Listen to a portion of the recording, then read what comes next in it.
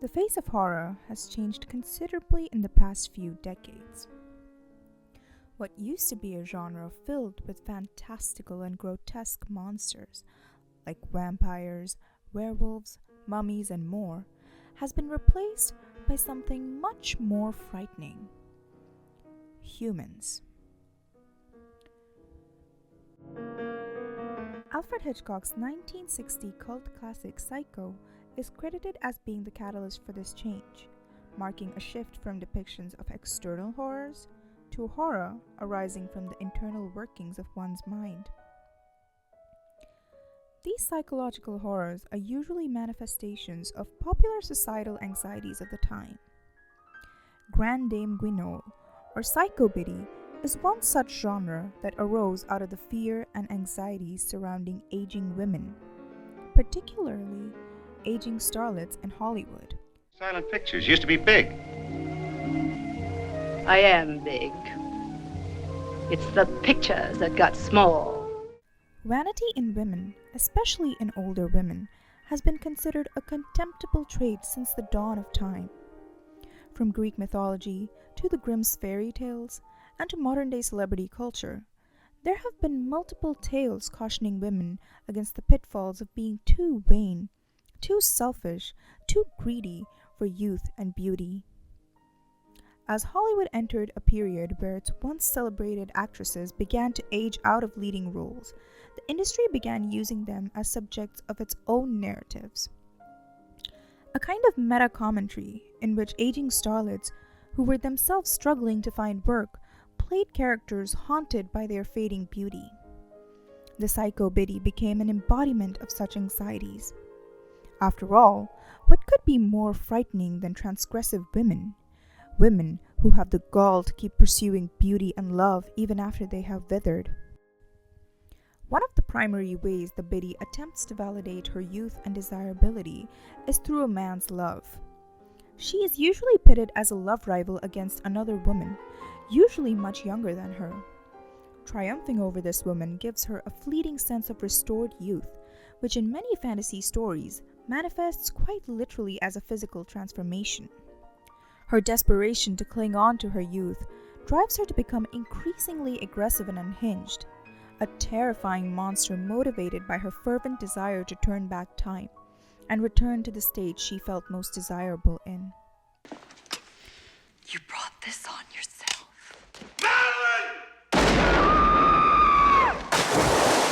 Death Becomes Her is a 1992 black comedy starring Meryl Streep and Goldie Hawn in the leading roles.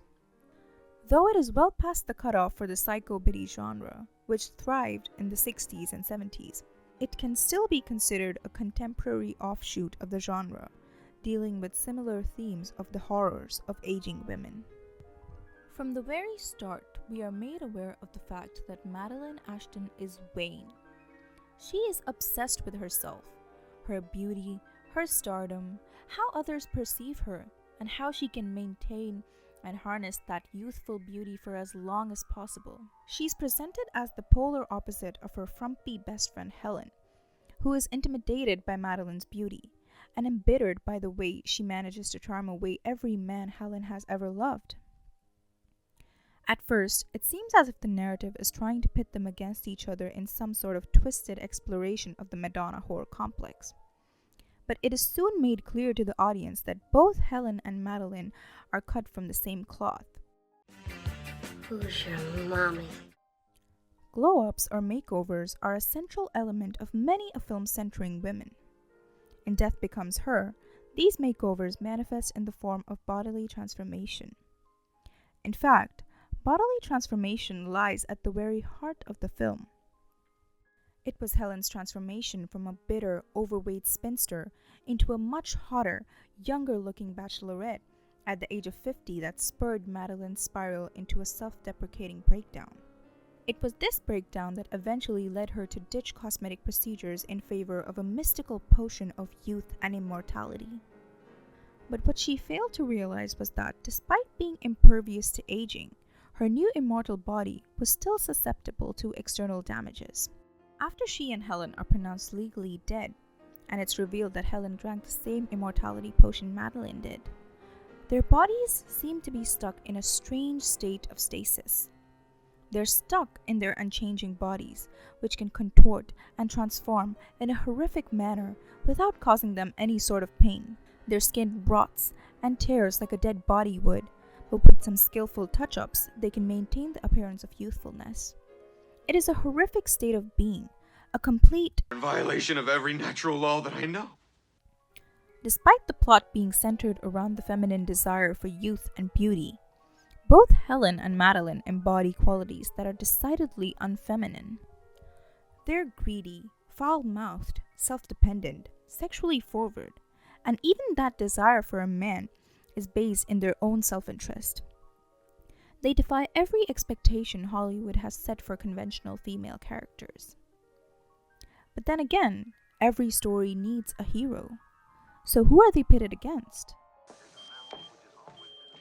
Despite being a superficial, bumbling character for the first half of the movie, witnessing the effects of the potion on Madeline and Helen's bodies frightened him into gaining an uncharacteristic sense of rationality.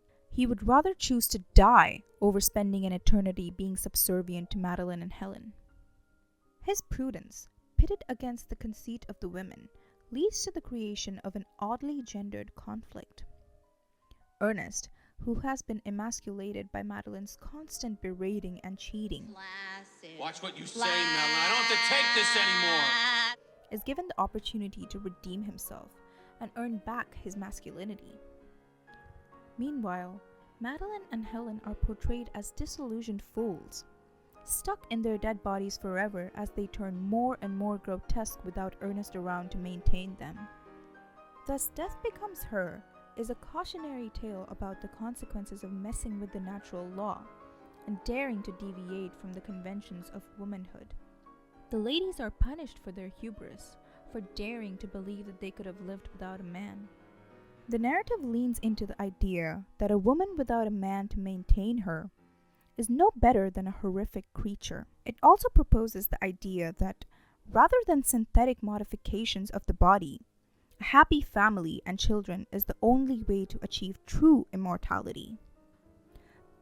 So in addition to their decaying immortal bodies, this distinctly convoluted brand of femininity that throws traditional heteropatriarchal structures into disarray also contributes to their monstrosity.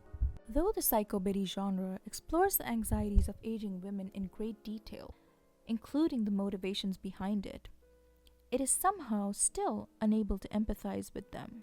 It fails to acknowledge that such attitudes are a result of patriarchal conditioning, choosing instead to portray them as needlessly vain and villainous. Recent depictions of the Biddy have attempted to explore the trope in a much more nuanced manner, but with the rise of newer, more effective methods of reversing the aging process, it remains to be seen how future portrayals of the Biddy will be shaped by public consciousness.